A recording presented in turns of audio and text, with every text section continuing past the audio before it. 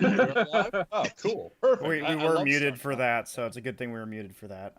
Anyway, GunGamers Podcast, episode 20, with my co-hosts Cory, Eric, and Garrett. How are you guys doing tonight?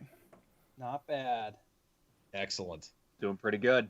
All right, we also have our special guest for the podcast, Chris Bast, former Marine Corps 0311, served in Afghanistan 2 times over, and current author of the 03 series of books, which you can find on Amazon. Chris, where else can we find it? Oh, you guys actually got them.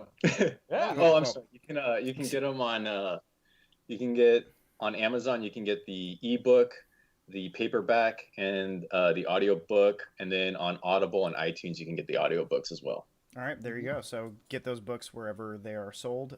Go buy Chris's stuff because from And everything I've heard, I am guilty 6 of in not. the series. Right now there's 6, and I'm working on. No, I'm sorry. There's 7. I'm working on 8 and 9 right now. Nice. Oh, I have 5 and 6. I have the collection from 1 to 4. Yeah. So I hope to finish 8 here shortly. Then that'll probably take another at the soonest 2 weeks, but it'll probably take a little longer. And then I'm currently writing 9, so that should hopefully come out much sooner than that. Unfortunately, with all this COVID stuff going on, I should be writing more, but I'm not, unfortunately. But Yeah. I mean, I know, we're same. all lazy at this point. Like, I'm super guilty of it myself. But go support Chris's work. He does excellent stuff from everything I've heard. I'm guilty of having not read anything yet because I'm a troglodyte who doesn't know how to read. However, Chris, how are you doing tonight? I'm doing great, guys. Thank you for having me. I really appreciate it.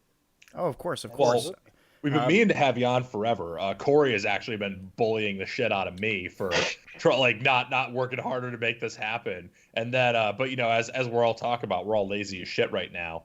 But now we've had this perfect opportunity open up with this podcast being put together, so it works out perfectly. Oh, of course. Yeah. What's everyone drinking tonight, by the way? Oh. I've got whiskey. What kind of whiskey? It's a new one. Old Overhurt. It's my father gave it to me. I don't think I've had that. Yeah, it's a rye whiskey. It's not bad. It's not my preferred, but it's not bad either. It's fair. Rye's can be really love it or hate it. I love rice. Yeah. Thanks to our friend Jeff Smith, we had an excellent rye sent to us as part of our sponsorship Yeah, opportunity. a Knob Creek rye. But tonight I have the Nika once again because goddamn, that is so good. Eric, did you bring that Nika with you? No, I still had the jar of my share of it that I just finished. Gotcha. I accidentally left that bottle of irreplaceable whiskey. Yeah, in your no, house. I know that. So I did not bring that home. Steal more of it. Oh god. Ian, I left that Trigicon over at Eric's, so it's okay. It's Yeah, just a yeah. Trigicon. Yeah, it's just a an MP5 site that Yeah, somebody I made just this- have other people's shit occupying my house at all times. That is the state of my life. It took me 4 months to get the pyro that I had at your Yeah. place. Yeah, and that was just sitting in a box behind my couch with Or- like Cory's shit and Ian's shit and Matt's shit. Like, I should rename my house to GunGamers Distribution Center because that's really what it is. it's pretty rough. I'm guilty of having given Eric literally everything I need to go to other members of the fucking team because he has access to a shipping center that none of us have. So thanks, Eric, for that. But I am drinking Pabst Blue Ribbon hard coffee. PBR is normally absolute swill. However, it turns out that their hard coffee is fucking delicious and actually It's not bad. It's very dangerous because it's super drinkable, and I'm like 4 in or 5 in at this point, just starting the podcast, and there's going to be more coming. So anyway, Listen, any PBR is good. that's an absolute lie, Cory. Shut up, Cory. Their beer is horse piss. I will fight you. It's I'm good if you want drinking- to drink a lot of it. Yeah. I think it's fantastic as a Well- as a cheap redneck beer. It's better than Busch Light, okay? If you've grown up with anything's Busch better than Light Busch Light. or Rolling Rock, then PBR tastes like Keystone fucking Light. liquid gold. You know what? God. You know what this I know not everyone can get the glorious premium Yingling that I can. that you can't God. drink. So I- shut up, poser. Shut up. Of Yingling, so I am pretty jealous of you there. Yingling is great. really good. I'm not gonna lie. Yingling is great. Can't get it here in Cali. However, so. as far as PBR goes, that is like the Chevy square body of beers.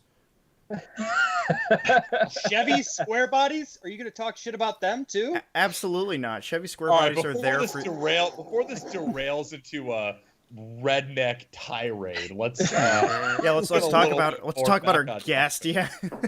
yeah, let's. So, This Chris- actually reminds me of the opening scene of the 03 series.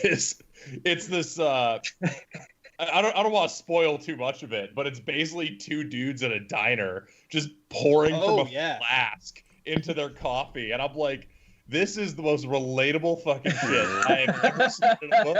I understand these guys. Like, just what a perfect opening. That's an absolutely. 0311. Yeah, it's the first, the very first story. That's how it opens. With I two only have. dudes.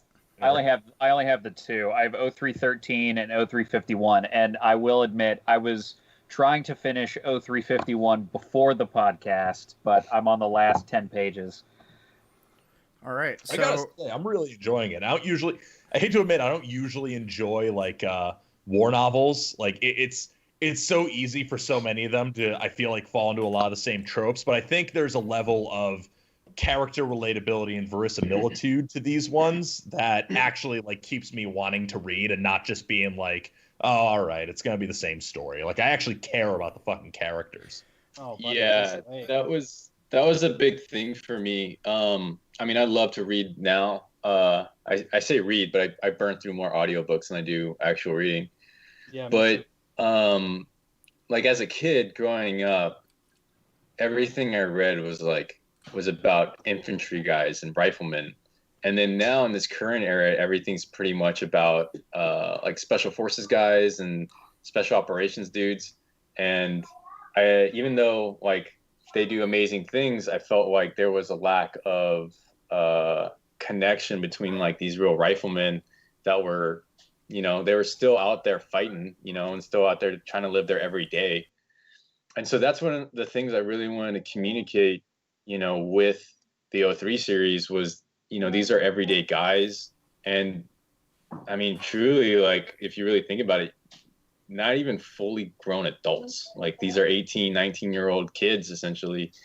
And, we all go out there thinking that we know what we're doing and, we're these giants, but you kind of go out and you're like, oh, I was doing some really stupid shit. Like I was thinking about dumb stuff, like having a conversation about what's better, KFC or Popeyes, when I should be, paying attention to my surroundings, stuff like that. And Or so figuring out how to talk to your new girlfriend and shit like that, like super kid stuff, basically. Yeah. And so basically that was one of the things I wanted to kind of make things relate to and make it understand, like, there are these intense, crazy spikes of actual combat that happens, but there's extremely more downtime of just pure boredom and like, what is your brain trying to process and like, what are you trying to go through to just pass the time along to keep your sanity? And so like that's like why some of the conversations are so not lackluster, but like, well, they're banal, they're mundane, they're normal. They're not talking about like political views, or they're, like a lot of it is a lot of kind of self, like trying to think, like self-awareness, introspective thinking, just kind of like figure out what to do and how to pass the time and how to continue your life and how to stay sane during, an extremely strange time. So it's that, and then there's like periods of I don't know, just having really stupid conversations with your buddies. I've played the game, throw the rock at the other person's dick and see if you can hit them in the dick with the rock before they can hit you in the dick with the rock. That is a pastime of the United States military. If you didn't know, yeah. Speaking of pastimes, there's this it's one of the in the early parts of 0313 when all the scouts are in the back of the Bradley and they all light up cigarettes in unison. That is exactly how I started smoking cigarettes. The same thing. We get in a fucking Bradley. I read it. I'm like, did this guy steal my fucking thoughts? And so, yeah, like there were six of us dismounts in the back of the Bradley, and it was a very short-lived crew. That's a whole nother story. But we get in the back of the Bradley for NTC, which is just this big 14-day long training. NTC out is in garbage. California. Honestly, I love it, but I'm fucking crazy. And my sergeant, my fucking team leader, the first time where I felt any sort of respect or anything from him is when he gave me a Newport. And I was like, all right, cool. Yeah, and this is like I think my second cigarette ever. My first one was the night 2 nights before I was supposed to jump for airborne school. But as you folks know, that did not happen because the day after that cigarette, I got TBI, which is fantastic. But yeah, so like it's those little moments that I loved about the military. Like even like sleeping underneath the stars in California in my bivy sack, like freezing my ass off. Like I loved it. And that's why I do Milsom West. Yeah. So go ahead, Eric. I was going to say, and that's what I really enjoy about the 03 series is that there's a real focus on those little moments and a real focus on those things, which, I think it's I'm sorry if this comes across as like a weird fucking way to put this. I think it's cool that you chose to write this fictional narrative, in this war that you've actually experienced, because then that gives you the freedom to really craft the story that you want to tell and to pace it how you want. And I feel like the pacing is incredible with the actual character moments and the character development. I'm trying not to I'm trying to be a little bit vague so I don't spoil it and make people not go out and buy the book. But I'm telling you right now, if you're into things like Band of Brothers, where the real highlights are the interactions, I think that's going to be something that you're going to enjoy about this book. I was actually going to equate this, the book series to Generation Kill. Because it is Kill. And the weird thing is right when I started, I read 0313 last night and then 0351 this morning or this afternoon. And I had just, a week prior, I had just finished rewatching the entirety of Generation Kill. And, a lot of time spent on that series is just them driving around in Humvees talking to each other. At one point in time, they're all, humming different songs of, the early 2000s top hits. And, a lot of it's just really dumb conversations about stuff that the lives they came from. It just it feels really grounded, really, to me. Yeah. It's a lot of stuff that you talk about at say the water cooler around at work. It's a lot of those type of conversations, but they're it's very similar to Milsom West, where you're all geared up, you're just waiting for something to happen. Yeah, except they could actually die, so it's a little different. Well, yeah. Are you telling me that I can't die at Milsom West? You're ruining my immersion, goddammit. There's been some moments where I thought I was going to die in airsoft. There's been at least 2. One of them was at Milsom West. That's another story, though. Oh my God. The other thing that I equated to is I do World War II reenacting, and last November or I think it was October when you guys were all at Saratov 3. I was we made the right choice. Well, yeah. I went to someplace in Pennsylvania that was up on top of a hilltop, and we were doing a reenactment for the Hurtgen Forest, which for folks that might not necessarily know, Hurtgen Forest directly preceded the Battle of the Bulge, and it doesn't get quite the same amount of press at least previously. These days, it seems like it's a lot of people are talking about Hurricane Forest more often than Battle of the Bulge. But Battle of the Bulge gets kind of all the glory. Hurricane Forest is where all the problems that the U.S. Army realized once they got to the lower end of the year, where the cold started to set in. They didn't have adequate gear. They were trying to climb over this really tough terrain, like big rocks and just big mountains with these big, This does thick sound trees. a lot like Saratov 3. And then, Actually, it sounds more like Balcar Ridge. I was gonna say it sounds like Afghanistan, but go ahead. but like, and a lot of us, we're all dressed in period correct gear. We're all huddled around this little fire. We're waiting for our squad leader to come back from the briefing. We've all got our tents set up. We're just sitting there with bayonets with little pieces of meat hovered over a fire. We're just talking about the absolute dumbest shit. People are talking about old high school crushes they had, like around a fire, and we're all like, just rotating ourselves to try and keep as much of our body heat in as much as possible. And I've got like tanker jacket and HBTs and wools and like as much layer stuff as I could wear, and I'm just standing there next to this fire shivering. And part of me just thinks, I was like, man, this is what simulation really is about. It's not about, obviously it is about the firefights and all that stuff is cool, but it's about the stuff you get when you're just sitting around doing nothing, the stuff you talk about, and just the being in that moment. Well, it's what adds to the surreal experience. Yeah, it just feels very, very simulated. Anyway, we've been going on for long enough. Let's let Chris get an edge in, or a word in edgewise. Oh, no. But yeah, you kind of get the point of it. A lot of it, like, obviously there's going to be some action.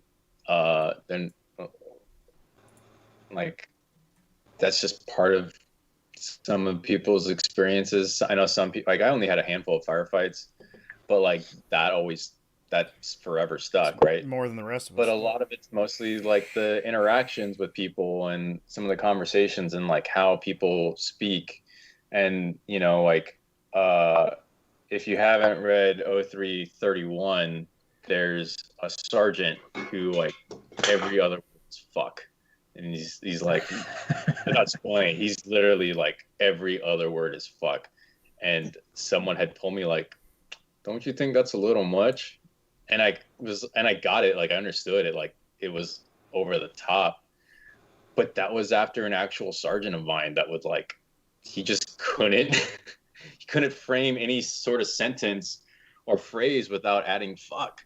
And so it's little things like that. Or like, I remember like the way some people actually do bets. Like if you're saying you were reading 0351, I don't know if you recall, they make a bet and they actually spit and shake. I'd only seen that in movies until I joined the Marine Corps. And then I saw someone make a bet and they're like, shake on it. And then the other guy was like, I guess we're doing this, spit. And so I was like, oh, like I said, I never saw that prior to the Marine Corps besides in movies. And so little things like that always kind of stuck with me. And those are the kind of things I really wanted to put into it. And the actions, I mean, it's there. I mean, let's not kid ourselves. People want to read action, right? Eventually. Yeah, of course. Yeah. So it's there to sprinkle some of that. And it's also there to help with character development and help frame how this is going to forever change people's lives or, I mean, even learn. I mean, I've definitely gone through experiences where I was like, this is what I want. And then been in combat, like, had been in previous firefights and been like, I love this. This is great. I mean, it's not great, but like, I can keep doing this. And then had a firefight where I was going to find out like if I was going to have a boy or a girl. And then that day realized like, oh, I could die before I even realized the gender of my unborn baby. Maybe this isn't the thing I want to keep doing for the rest of my life. And like that singular moment in that firefight, regardless of all the other ones, like that's where I realized like once this is done, I think I'm going to get out of the military so I can be at home with my kids and help raise my kids and be there for them. So there's little moments like that I try to sprinkle in or try and kind of develop with the action. It's interesting. You brought up the fact that you'd only seen people like spitting in their hands and shaking on it in movies. It's stuff like that like stuff you only see when you start joining the service, whether that's Army, Air Force, Marine Corps, Navy. It's interesting that you see that kind of stuff. Just I guess due to the diversity of the services and diversity of the backgrounds of people that end up joining those services, that you see just. Often, I've seen a lot of wild shit from random people when I first joined the Army and since then, and it's really cool to see the individual, I guess, backgrounds of people as you are kind of forced to be put into a team with these people, and oftentimes their own nature from their upbringing kind of comes out. It's cool to see. The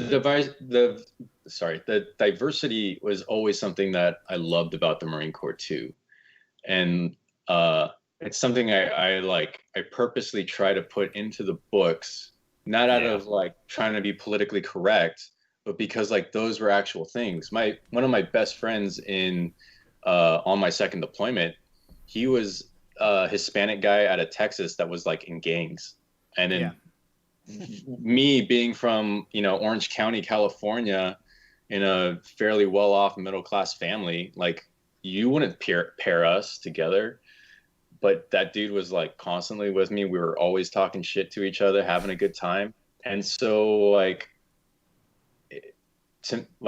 not to get too political, but it's a little bit sad seeing all this going on in today's culture with all the protests and all that, because when I was in the military, my best friend in boot camp was black.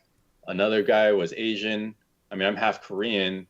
I just had nothing but diverse friends. And I won't lie, everyone made jokes, but that was it. It was jokes.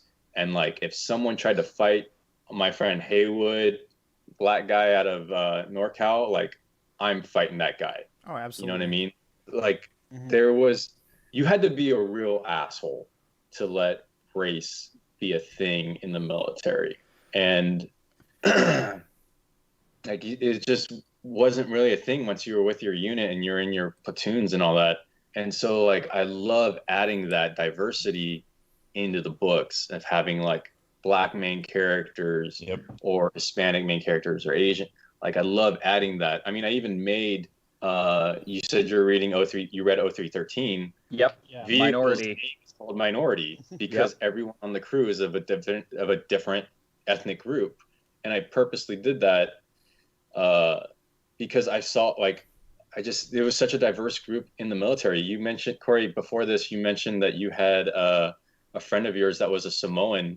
My platoon sergeant was this yoked out Samoan guy named Gunny Powell who had these tribal tattoos on both forearms, and he looked like he was the guy you made to defeat superheroes. He was it's exactly how my buddy is. Just stepping away from the current conversation, I've noticed that with every Samoan I've ever met in the military, they're all fucking enormous. Every single one of them is at least 6 foot, solid 230 pounds. All of them have tribal tattoos and they all look like they're Super Saiyans. It's what in the fuck is going on? Yeah. And so and then that guy, he was the best staff or senior NCO I've ever had, and I've modeled many a platoon sergeant after him, where he was this guy that he was so serious and so stern that whenever he cracked sarcasm jokes, unless you knew him, unless you had spent significant time around him, he could crack a joke and you'd be like, oh no, this guy actually hates me. And we used to joke because his last name was Powell. We used to joke oh shit, I'm about to get power punched. So, but yeah, like I said, just to kind of circle back, the diversity you see in the military and in the Marine Corps, or at least I saw, like I said, you had to be a real asshole to let race be an issue. And so I love adding that. And like I said, it's never to try and be politically correct or anything, because I'm pretty certain if you read it, it wouldn't come across as that with some of the depictions of Afghans. But it comes across this is just a diverse group of people that are all in the same situation, and just because they're in that situation, that's why, like, they're all together. They know they have to get out of it then too, and they just know they have to count on the guy to the left and the right. Yeah. We were bringing up the fact of like Your audio just went to someone's audio just went to shit. Hello. Can you guys still hear me? Oh, all right. It stopped doing it. All right. Okay. I think it was Garrett. It was just feedback from Garrett's mic or something. Oh, gotcha. But you were bringing up the topic of diversity in like military settings, and that's one of the things I definitely notice when you're just chilling in the barracks with your boys. Because I've had like a number of instances where I'll like be hanging out with a couple of buddies in the barracks, and you've got the black guy who's dancing to the dancing the cha-cha to some random Hispanic music because the DJ is Puerto Rican, and then you'll have some kid from Vietnam who knows no more than 200 words of English trying to teach you a game that he learned when he was growing up in Vietnam. And it's just the whole just the entirety of diversity in the military the system of diversity in the military is just, it's a beautiful thing because it really does bring people together and teach you kind of new things about culture as a whole. And it's I don't know, I think it's a beautiful thing as a whole because I've learned so much about other cultures just from being in the military and around people, Yeah, it's honestly like that's kind of one of the things I say the most when people ask me about like why I liked being in the infantry and why I wanted to join the infantry. It was literally like, I don't think there's anything more beautiful than seeing like this crazy group of people just from different backgrounds of all types. I mean, one of my corpsmen, he had a master's degree from Johns Hopkins and one from Harvard. And he just gave up college, or like he just gave up higher education because he wanted to try and earn a third master's because he wanted to join the Navy and try and become a Navy SEAL. And so you got that guy versus me, who I was terrible at school. And then again, my friend who was out of Texas, and well, most Marines are out of Texas, jokingly. Same thing with the Army, man. It's fucking crazy, but yeah, Texas and New York for the Army. But you have all these different people, and then you're just all coming together for this singular purpose of like overcoming the obstacle, breaking through the wall, destroying the barrier, and I like, that's what I loved about it. So yeah, like you said, it's a beautiful thing. I mean, talking about people coming from higher education, for some reason joining the military, I had an NCO when I was supporting Operation Inherent Resolve, who had a master's in accounting from fucking Harvard, and the dude ended up going to Ranger Regiment. I'm like, what are you doing here, dude? You could be earning $300,000 a year. Fucking go home, have a family. Jesus Christ. Mm-hmm. Well, some people are after different types of experiences, and some people want to choose different career paths. And there's definitely a bit of a calling to it, which I'll admit I never particularly felt. I'm like, Garrett and I are the only two civilians in this call, but it's cool because you meet some of the you meet like people who are just like straight out of high school, and then you also meet people who are the most qualified individuals that you've ever met in your entire fucking life. Like there's a guy who recently adults when an adult is looking for an adult. Oh, absolutely. Yeah, no, and then like there's a guy who recently became an astronaut named Johnny Kim, who is like a SEAL, and then he got his doctorate, like his MD, and then he became an astronaut. Like, he's living 3 different children's dream careers right now. And his tiger mom still isn't happy. Oh, she is not happy. He's probably got a brother who's like, a SEAL, an astronaut, a doctor, and a firefighter at the same time. It's amazing to see the qualified individuals in the military like that dude. Back to the books. I was actually going to ask. So you mentioned you modeled a bunch of characters off of some people you knew. Is that pretty much like across the board, or are each of those characters inspired by bits and pieces of experiences that you had? A little bit. I definitely try and take little moments that I've experienced and sprinkle them in. But then at the same time, I also try and I'll ask some of my buddies, and I'll get some of their experiences, and I'll try and sprinkle some of that in. Just because plenty of people have gone to Afghanistan, we shouldn't just look through this through my eyes, But some of it, I mean, a good portion of it is just kind of from the imagination, and then trying to figure out like, would this be good storytelling? Would this be entertaining? I do try and keep a lot of like some of the senior leadership. I try and model it after someone. That's not to say it's always good. Yeah. But like there'll be. I mean, sometimes it's not. It's like I don't want to say throwaway character, but it's someone that like shows up maybe for a little bit, and he's like that Minor character's only character. there. Yeah, like that character's only there for really one conversation, but that conversation is something that I've actually gone through, or buddies have actually gone through as well. So I'll try, but at the same time, sometimes you just gotta write a character just to help you deliver, just to help you get to the final product. Yeah, the story has to come first. Yeah. So, but I will try to like, if I can, I'll try and like remember someone and then input their personality into it as best I can. And like I said, a lot of that usually comes towards my senior lead, like towards the senior leadership. Some of it's more towards like the corporals or the lance corporals too. But like I think you'll always remember your senior leadership in some way. And like Gunny Powell is the guy I always mention, because that guy was always he was the best. And then I mean, he's chewed my ass out plenty of times, but I always he was almost like a father figure to me. There's, like I said, there's some bad leadership that I had too. Garrett, you'll probably know who I'm talking about, but there's a particular sergeant who isn't as liked by everyone in the platoon, especially by the crew of Minority in 0313. Oh yeah. Oh yeah, I do remember that. Sergeant Andre. Yeah. Yep. He's directly modeled after someone that I did not have a great relationship with. Oh no. Yeah, but so yeah, I try. I mean, it's like in my own weird way, it's my way of trying to honor some of those guys. Does that make sense?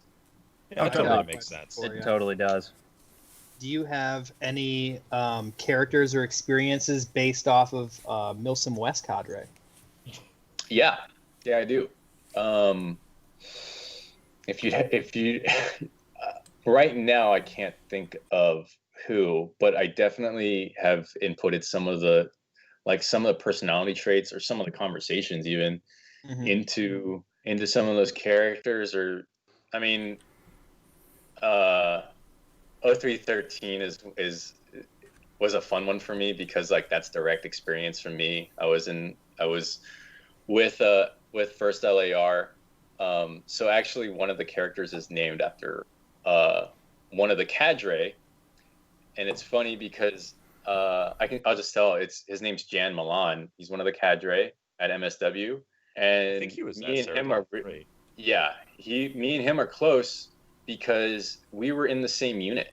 Like I was Delta Company, First Light Armored Recon, and in like the month I was transitioning out of the Marine Corps, he came to Delta Company, First Line Armored Recon, but we never like face to face talked to each other or saw each other, but like he knew all the same guys I knew. He knew all the same bad leadership I knew. And he always gives me shit. Like he always says I'm a crewman, even though I was a scout. And then Jan will also talk about like when he at the post AAR or like post event the AAR, and Josh Warren introduces all the cadre. Jan always says like he's a Filipino guy because I am not a corpsman. So like I made him. I remember that. A sergeant and a vehicle commander, just because like I joke that he's a crewman too. So yeah, there's I mean, Jan Milan's the most blatant version of like taking cadre. And it's just because we shit talk each other so much. So yeah. That is fucking amazing. That's fantastic. Yeah, I try to input some of his dry humor into I tried to input some of his dry humor into that story, and unfortunately, the guy that's reading the audiobook doesn't quite get it. So he doesn't quite do it justice. It's like there's like 1-2 lines where it's like if you knew Jan and you knew how dry his humor can, or not dry, like how his delivery can be. I tried to do that, but the guy that read the audiobook, he just didn't quite do it justice, which is a little bit of a shame. Well, he doesn't know Jan, so it's always the tough part. Yeah. You should have Eric voice act for your audiobooks. Oh Jesus! I would listen to that shit so much. I'm used to Eric like singing me lullabies before bed, and because of coronavirus, he hasn't been here, so it's tough. I've listened to Eric try to voice act before, and it's an abomination, really. So. Oh, dude, it is an abomination before God and man. It really deserves no legacy. But that's the thing with books, and that's why I always admit I'm a little biased against audiobooks because so much of what I like about reading the text directly is that you're able to extrapolate information at your own pace and in your own way. Yeah. So that's what I really enjoy. And I'll listen to audiobooks, and when someone misses something like that bit of dry humor, it just like it almost pulls me out of it. And I really like just being able to lose myself in the book on my own pace. Yeah, a good narrator, like Roy Dotrice for the Game of Thrones series. I read all of them through Audible with Roy Dotrice. That's a super old guy, right? Yeah, he actually just passed away last year, but he was a super old guy. Excuse me. Yeah, he held the Guinness World Record for most voices on an audiobook, and it's incredible and just gripping. And then the guy that does Jack Carr's series, the Terminal List series, Roy Porter, it's ridiculous. Just amazing how well he can do it. And they mentioned that on the Joe Rogan podcast, how good he is. Don't just name drop better podcasts on here. What the fuck? Eric, this is a garbage podcast with mediocre hosts, and the only thing that makes it even remotely redeemable is the fact that we have interesting guests, just like Chris Bast. So. Oh, yeah, exactly. Be kind. Hey, your check's in the mail for saying that. I didn't give him too much. He doesn't deserve much. I take payment in Trident layers and beer. Thank you. Wow. That's anyway. Oh yeah, that's an old one. Cory, I know you had some some questions laid out for Chris. What do you got? Yeah, I've got some questions. Let's see what will transition the best into what we were just talking about. During that. Oh, okay. I was gonna say during that transition. Thanks, Matt, for the Twitch Prime sub. Anyway, what you got? So explain your writing process. How do you do it? What's your ritual if you have any? Okay. So first off, a lot of daydreaming. Usually, like while I'm running or something. Okay. And then I try and spend a lot of time with just research and trying to get different bits of information from like task organization to just simple procedures and simple dialogue and lingo between different the different MOSs. Because like as an 0311 and as a scout, I didn't have that much experience with like machine gunners or mortarmen. So yes, like I had some, but not the in-depth that I think that if you were reading it, you could actually, like someone would know, like they would be able to tell I was bullshitting through something. So I try and take a lot of time to try and just research and get bits of information. Sometimes I'll spend 2 hours just to try and find like a little bit of dialogue to like make it a little more real and make it more feasible, really. So I spend a lot of time trying to do that. I'll try and talk to whatever military friends of mine that have that experience. I'll just kind of sneak peek announce it now. I already mentioned the 8th book. It's a 0352's anti-tank gunners, and the Nice. 9th is Awesome. I think that was before the podcast started, but it's good to hear anyway. The 9th one is going to be 0317s, which is Scout Snipers. I knew it. Ooh, okay. Yeah, and so like I worked a little bit with them on my second deployment for like a week. And by work with, I mean like they stopped at our TCP and then went out and then came back. We talked for a few hours and then they went back out. Like, so for that one, like I called a buddy of mine that ended up becoming an 0317 and kind of just talked through, you know, some of the basic training, some of the basic just mannerisms and stuff. Like, what are the certain things that people talk about? And one of the things that's like super safe to say is like the Hogs Tooth. I don't know if you guys are familiar with the Hogs Tooth tradition. So yeah, I've heard of it. I don't know that. So the Hogs Tooth is like once you become Hog stands for Hunters of Gunmen. And when you graduate 037, like the Scout Sniper School, you get a necklace with a 7.62 round, and that's your Hog's Tooth. But there's a more coveted Hog's Tooth. That's like you kill a sniper kills an enemy sniper, and then goes to that sniper's position and retrieves the round from that enemy sniper's chamber. And then that becomes the actual Hog's Tooth.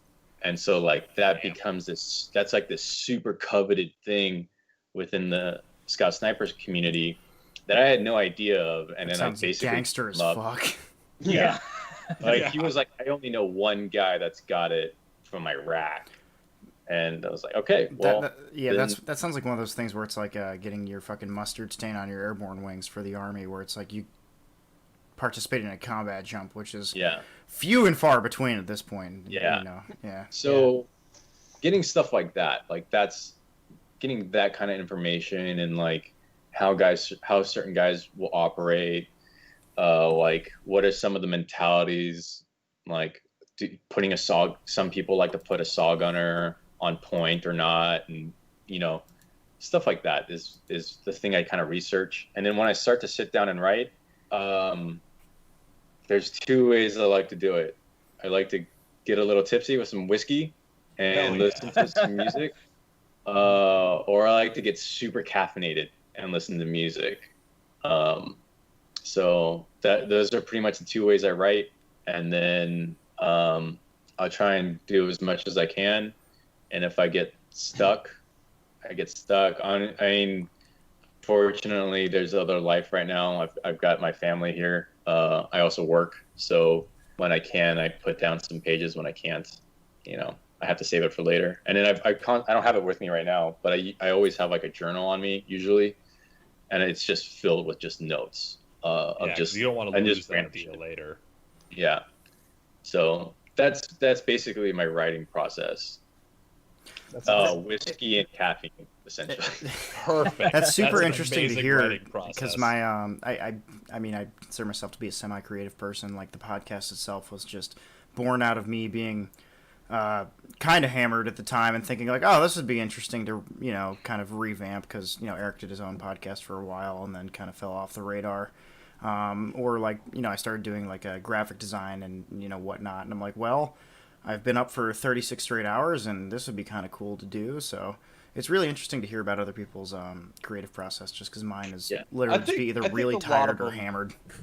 I think a lot of them boil down to the same thing. You just have to have the ideas, and you have to be either energetic or drunk enough to be able to commit to them. It helps out a lot. That's how I got through. That's how I got through all the scientific reports that I had to write for college. It's either whiskey or caffeine or alcohol, both. man. Yeah. Yep. For sure. Yeah. So one of the things I love about your books is the multiple perspectives from different MOSs within the Marine Corps. So I have to ask you a deep and personal question, and 0311 or 0313? Oh,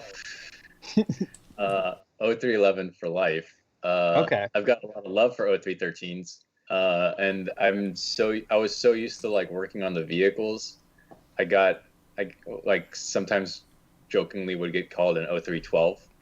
Just from, like, For our viewers who don't know what the fuck 0313 or 0311 is Marine Corps rifleman. And then it's like basic infantry. Is LAV. Yeah, it's just your standard rifle squad kind of guy, jack of all trades, master of none. And then an LAV crewman, they're the driver, gunner, or LAV vehicle commander for light armored vehicles. And like I said, when you're in an LAV crew, you've got the 3 crewmen, and then you've got 4 scouts. Maybe one of those scouts is actually a mechanic or a corpsman. Either way, like those 7 people become your family, no matter how much you may have some differences with those people. And like the LAV becomes your home. I've got a lot of love and hate relationships with the LAVs. Although I do have to admit, I think ultimately I would have preferred to have gone to a straight line infantry battalion. Like I really wanted to go to 5th Marines or 7th Marines because they have a super proud history. My best squad leader was from 7th Marines.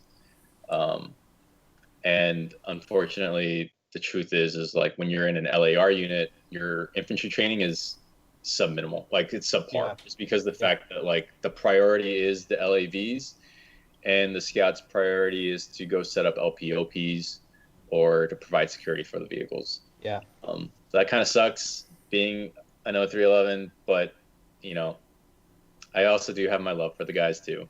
Yeah. Like I said, some of my best friends were all 0313s or 0311s. So. I guess the best way to equate that in Army terms would be like fucking 11 Bravo for infantry and then 19 Delta for cavalry scout. Yeah, you know, I was just gonna.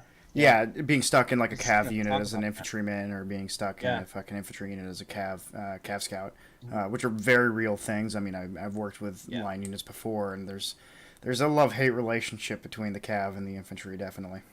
Yeah, and there's different types of 19 Deltas as well, because there's 19 Deltas that are in units like 10th Mountain, which operate out of MRAPs and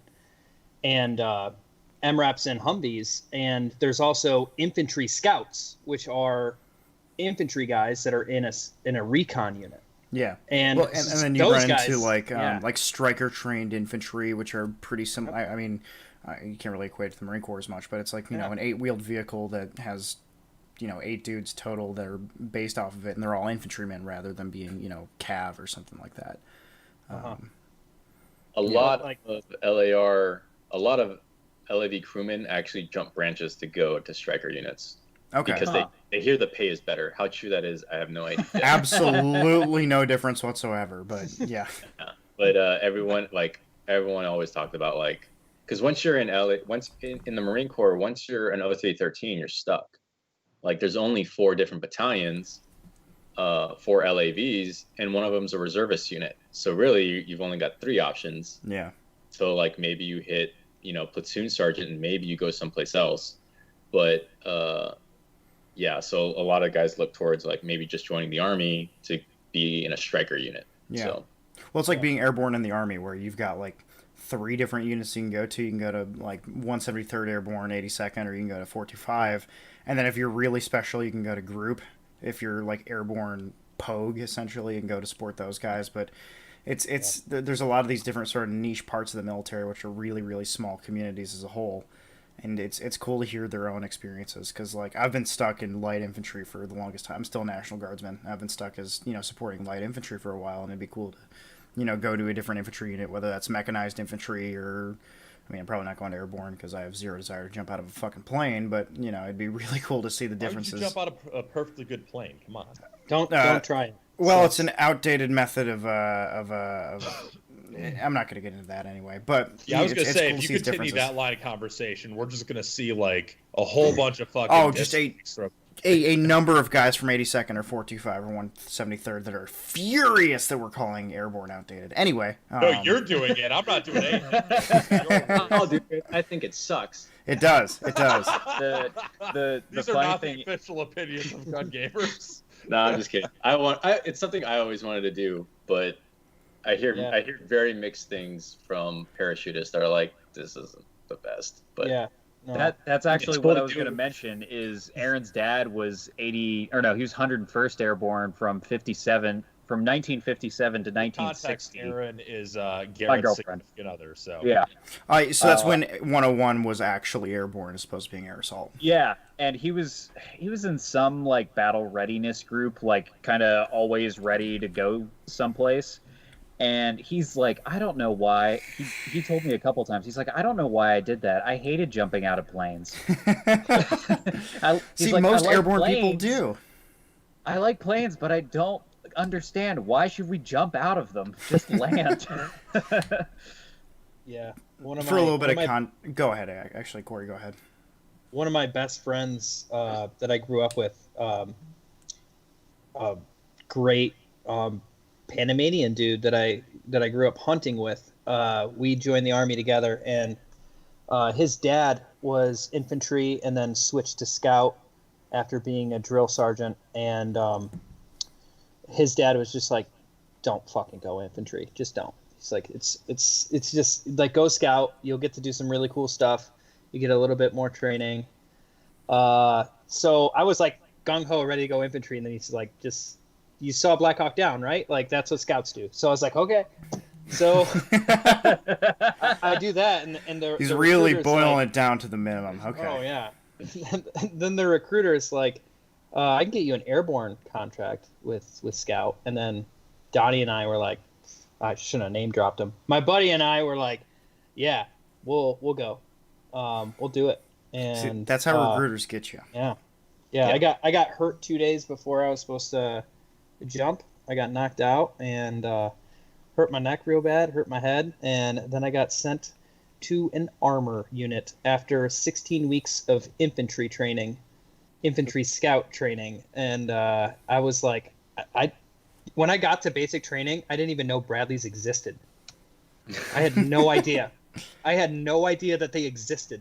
And I just I never thought I would be on a tank. That's hilarious because I had a buddy of mine when I was in when I was in Kuwait. He's a contractor at that point, but he's retired Special Forces. And when he decided to make the change from Abrams mechanic to fucking Special Forces, he had no idea that SF jumped out of planes, and he openly hated jumping out of planes until he retired. He's like, "Listen, man, when I went in, I didn't know I was going to jump out of planes." And then we got to airborne school. I'm like, "Oh, fuck. Well, I've been here for 41 weeks. Might as well go through." That's funny. So are there any plans to represent airborne in the 03 series?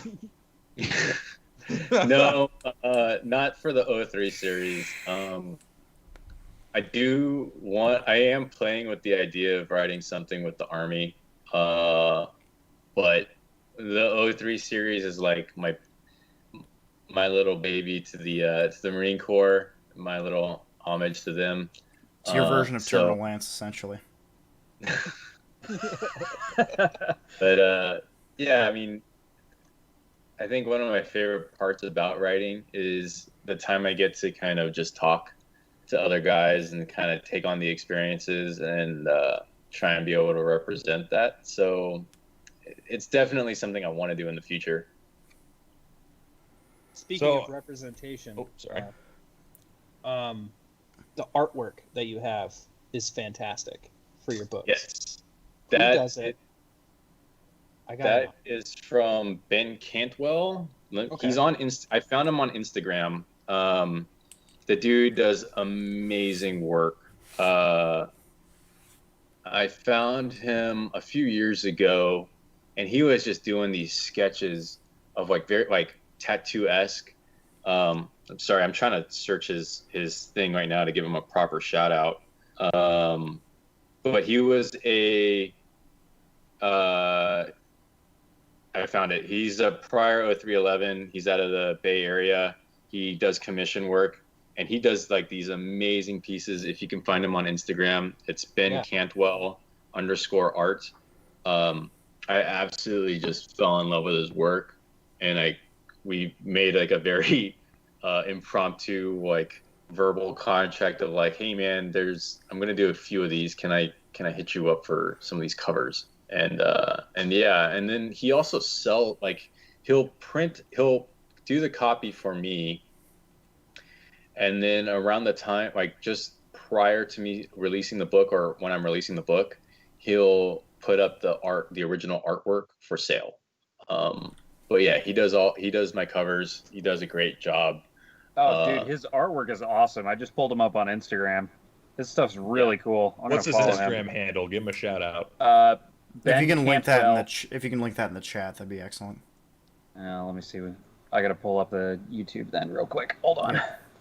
All right. Well, while Garrett's doing that. Yeah, while Garrett's doing that, I actually had a quick question. So, have you done anything with like historical battles, or like I guess like for example like World War II versions of the Marine Corps? Like, have you had like any ideas of actually doing like a book on like fucking Marines storming Iwo Jima or anything of that sort?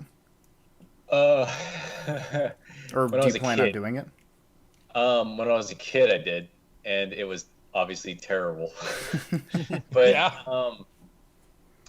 It is something I would like to do, but it's one of those things I have this weird internal struggle of like, it's weird for me to sometimes create fiction out of real events.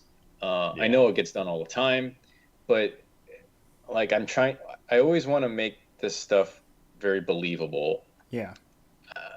The last thing I want is like some guy to read the book and be like, that's bullshit. That never happened. Like that's not how we say this, or that's not how we wear our gear. The truth is like, that's inevitable. That's always going to happen. But I always want to try and make things as close as possible. So I have this weird internal struggle of like, okay, let's talk about Iwo Jima and the Marines that are landing. Let's, make up. I don't particularly know the units that hit Iwo, but let's just say like H Company. And then I write H Company was the first Marine, like the first wave on the beach. And then I don't want some historian to be like, wait a second, H Company was actually on the 5th wave and, all this. So it's one of those things where I have to kind of get over myself and just do some research and actually do. And I would like to do it in the future. Right now, I don't have any big plans on doing it because I just want to finish the 03 series. I gotcha. Yeah. One day I would like to. I've always wanted to be a writer ever since I was a kid. My dad wrote some books that are pretty subpar, to be honest with you, and he acknowledges that. But he encouraged me to write, and I'm kind of glad that they didn't do well because he still tried. Like he saw that the first one didn't do so hot, and then he tried again, and then he tried again, and that was a real motivation for me to like, even if the book isn't doing well, or if it is, it doesn't matter. You got to just do what you want to do. And so that's my kind of motivation, to just keep writing. And so I've always wanted to write. It's always been a passion of mine. I don't want to say that I joined the Marine Corps so I could have stories to write about, but that was definitely like a bonus, if you know what I mean. Yeah. Little side effect. Yeah. As far as wanting to be a writer, I think you're on the path, my man. You seem to be doing pretty well so far when it comes to writing. Well, thank you. I enjoy it. And I just honestly, I just hope that, other guys will enjoy it. I hope other service members will read it and, be sparked up of some old memories of theirs, or, or even just like some poor bastards, standing by to wait forever. And he's got some time to pass by, and the book helps. So. Yeah, some dude kicking his feet up in Kuwait or something like that, yeah. Speaking of that, when I got out of the Army, I couldn't read anything that had anything to do with the military. You still can't read, but that's I still can't. I just listen. But I definitely got out of the genre and started reading other things, and mostly because I was very disappointed with how my lackluster, short-lived Army career went.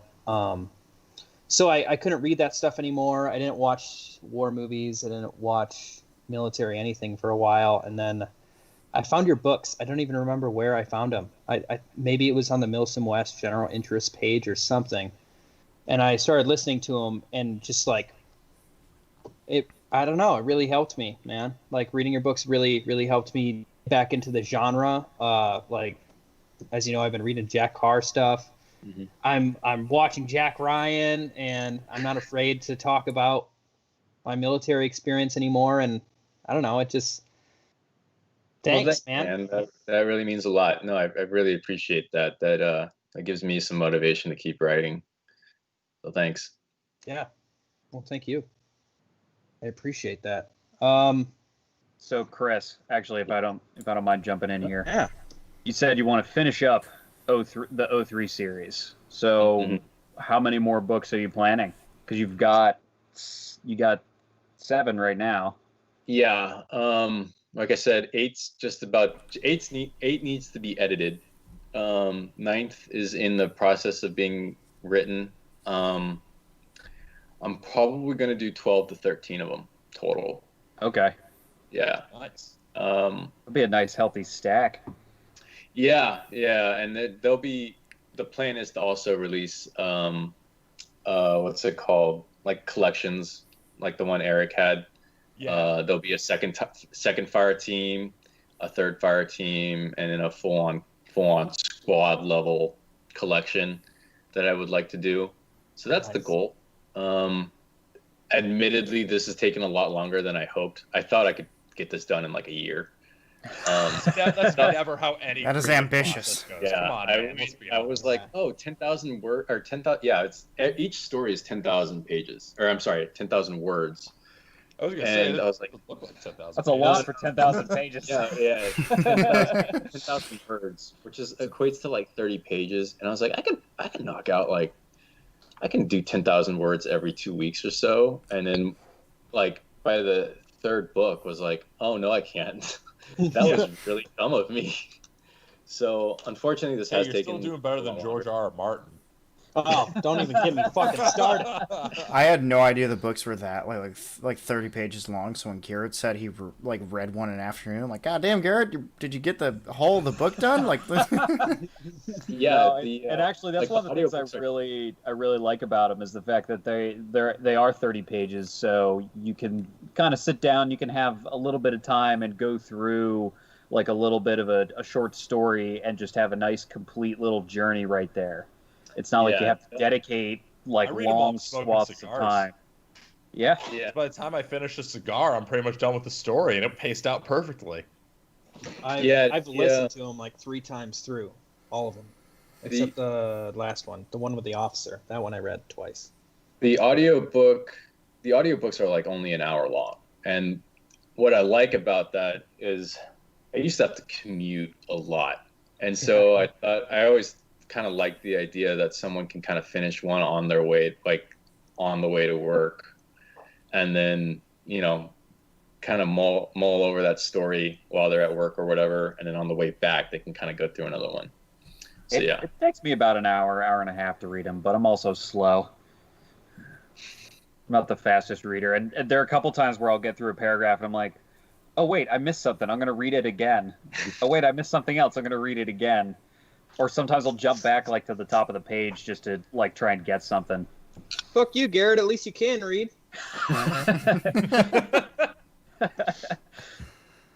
So, Chris, jumping over to your Milsim West sort of side of things, how did you meet Josh, and how did you get involved in the Milsim West cadre deal? So, I actually met Josh. So, my first Milsim West event I attended as a player, and I went with Jet. Okay. When it was kind of Milsim West almost at its infancy, and I think it was like their first game outside of the Pacific Northwest. They went down to California to Hill 559, and Jet had gone to the previous game, and myself and Leah had literally picked him up from the airport, and I immediately started asking, like, all right, man, what's the deal with Milsim West? Is this like some of the other Milsim events that we've gone to? And he told me about it, and I was like, oh, this sounds different. This sounds cool. All right, let's try this. And we did the first event. I had a blast. And then there was another event coming up where Josh basically needed someone, needed a cadre to fill up a slot. And I want to say he originally asked Jet, but Jet had to turn it down, and so for other reasons. And then he basically gave Josh my number. Josh called me, and I immediately volunteered. I was like, yep, I want to do whichever ones I can. And so I did, and ever since then it's been great. I love that dude to death. He's actually going to be I'm engaged, so he's going to be one of my groomsmen. So yeah. Nice. Yeah. Well, congratulations, by the way. Oh, Yeah, thank you. Congrats, man. Yeah. Yeah. So yeah, Josh and the rest of the cadre have been amazing experiences, and amazing group of people in my life. Yeah. Yeah, you were our platoon leader for NATO for Saratov 2. I was me and somebody else were your only blank guys. Oh, was it? Okay, wait. I'm sorry. So like I don't know if I mentioned this at the post game, or I'm sorry, our pre-show, but I've done 21 events now. So damn, I'm jealous. I want to go to 21 mil. Oh man, yeah. we got to get our numbers up, man. Yeah. Some rookie numbers. 6 events, rookie numbers. You got to get on Chris's level over here. 21. I feel terrible because I get there's a bunch of great people that come up and like, I was with you at this event, and I feel like an asshole because I'm just like, oh yeah, man, totally. I totally understand because like it's the sea of multicam and EMR Digiflora, like it all everyone blends in together. Well, hopefully you might remember us coming up pretty soon because we started this thing called Task Force Keg. So we're going to be wearing UCP ACU digital army camouflage mixed with multicam. So we're going to stick out a little bit. So yeah, that should be fun. Here, were you with me when that Friday night we went down like the ravine? Starting at the top of the mountain? House? Yeah, I was there. Oh, okay. All right. Yeah. That was a great night for me. It sounds like it was a great night for everybody. I'm pissed I missed that game. Oh, dude, yeah. I love doing blanks. Like that was the second time I ran blanks. The first time, which everyone knows legendarily, is me with the M1 Garand. That was the most gangster shit I've ever seen, dude. That was so fucking good. But like running blanks with NATO was so much fun to the point where I think like as soon as I got back from the event, I put another order in to Atlantic Wall to get like another 200, 300 blanks to like build up my stockpile again. I'm building my keg upper is almost done for my blank rifle, so that's gonna be sick. But yeah, like just the whole Milsim West experience is just love it. Addicted. Yes. Milsim West is an incredible. That night I basically got someone to if you can see my fiance. Sorry. Hi. Hello. Hi. That's my fiance, Talisa. Nice to meet you. Say hello to Congratulations. probably a couple hundred people who are going to watch this. You're still on the frame. Hiding is not hiding. Yeah, but that night, I like finally had zeroed in my the hop up on my Mark 18 and hadn't working night vision. So I was just able to pop a bunch of people. And then someone gave me their 240 to use because he didn't have night vision. So I was like, oh, great. 240 and night vision. Let me just I wonder if it was Mike. I wonder if it was Kapuki because he brought a 240. No, he didn't. He kept his the whole time until his back gave out. Someone was like, oh, great. More stuff to make fun of Kapuki for. I wouldn't be surprised if did he hand it to you for like 15, 20 minutes and then took it back or something? Yeah, I mean, it was all I needed. There's basically like, whoever was at that farmhouse who was holding it from us, they didn't realize that our little stick had flanked them, and say they had all gathered. I was on the flank. Yeah, so they had all gathered up on the backside of the house, and he had basically. I was like, "There's like 10 of them right there." He's like, "You should just take this." Oh, that sounds remarkably like Capucci. Leaned it up against the post, and I just like sent a fat round, but just Alphonsed a bunch of boomers with your 240. So that was a good night. Yeah. That's one of the things I've kind of noticed about MSW compared to other events. You know, I mean, we go to other events, but you don't really get the same experience as far as like being able to, and we talked about this pre-show, but like being able to suspend your disbelief of the event happening, where you're just like, all right, well, there's a bunch of Ruskies over there. I'm going to just smoke them with my 240, or, you know, insert random event that happens here. But you don't really get that at other events. Is really so upped by the continuous nature of the event. You don't feel like you're, oh, well, I'm going to go out here, you know, from my car, and then after I'm done with this, I'm going to go back. Like, you actually feel like there's some stakes of, if I don't accomplish this, then this is going to happen, and I'm going to have to ruck all the fucking way over here to be in a new position. Yeah. My favorite example is the last Saratov. I was on NATO, and I was leading a platoon. I was leading a platoon with another another cadre, Avery, and we had to attack the town. And I don't know if you guys were at the last Saratov, but it was freezing. Yeah, the one in November. Oh, yeah. Yep. Yeah. Those guys were. I was freezing in another part of the state. Like at the staging area, and we're kind of doing our op order. I was yelling at our two platoons, like, "Listen, if we don't take the town, we sleep outside, and it's cold out. So let's not be a bunch of fucking savages. Let's go take the town, and let's sleep inside."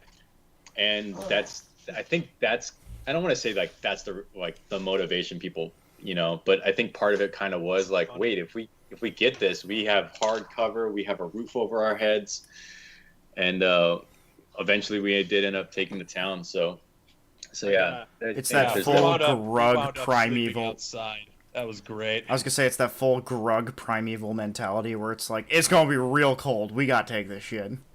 So yeah. I was leading a platoon that night too, and my platoon's job was to take a hilltop.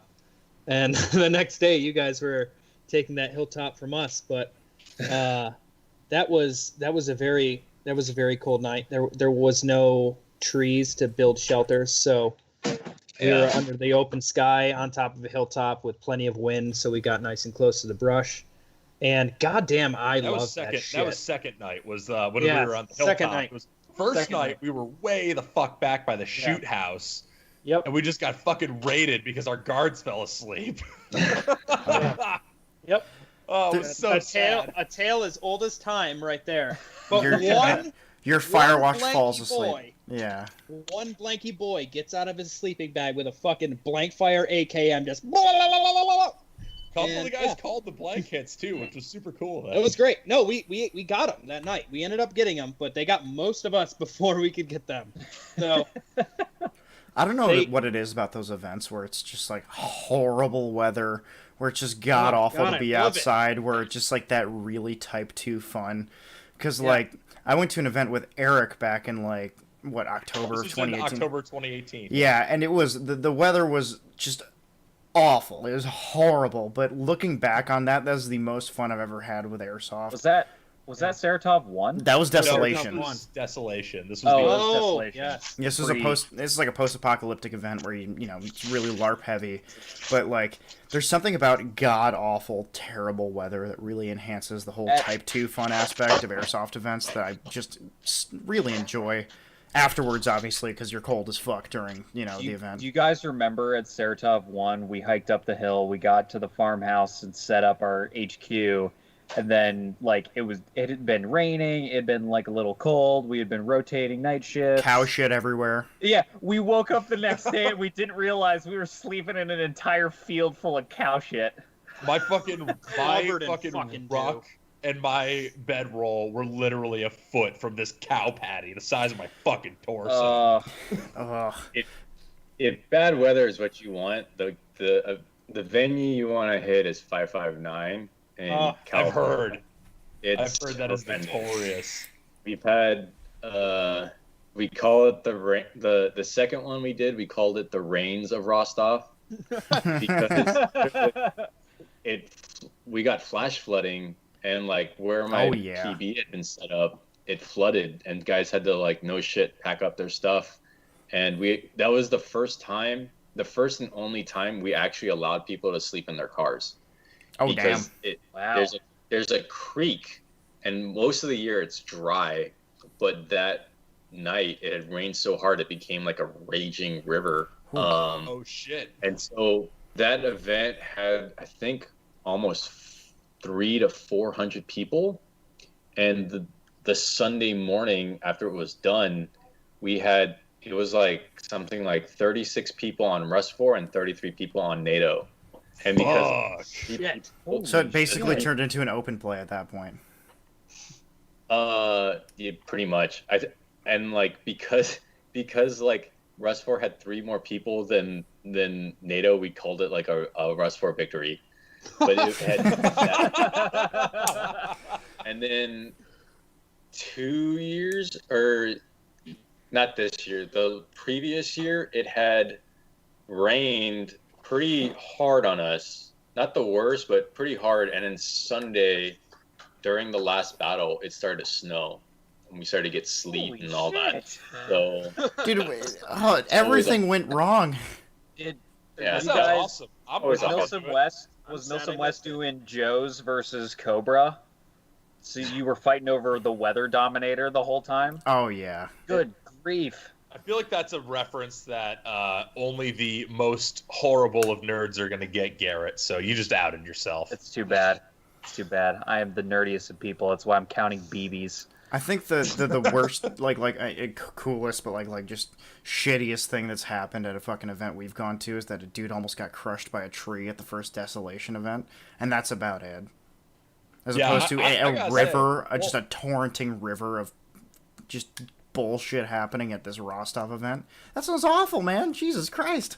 I don't know. I kind of want to experience it. I want to be able to say I made it. Absolutely not. I want to snow game. It's the reason we started handing out a tier or a raindrop patch. I was about to ask, like, yeah. You have to go through our horrendous event, like horrendous conditions to the end of the event, and it can't just be like a little bit of. We've had people that like they had a rain shower like at some point on Saturday, and I'm like, do we get a teardrop patch? I'm like, no. That's gotta be not enough. You don't know you need torrential downpours and borderline tropical storms in order to earn this patch. Yeah, but we've definitely I've had Balcar 1. We had some pretty good rain there.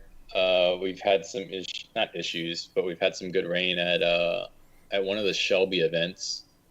So yeah, rain and MSW kind of go hand in hand. Oh yeah, I'm waiting for Josh to start like hosting events in Kuwait so people can just like enjoy the 125-degree heat of fucking Kuwait. Or It's like Texas in the you will summer. hydrate Whatever. and you will hydrate or you will die. That is like the only options you have in that situation. Yeah, I mean, well, truth be told, there's a reason why we don't hold events in the summer.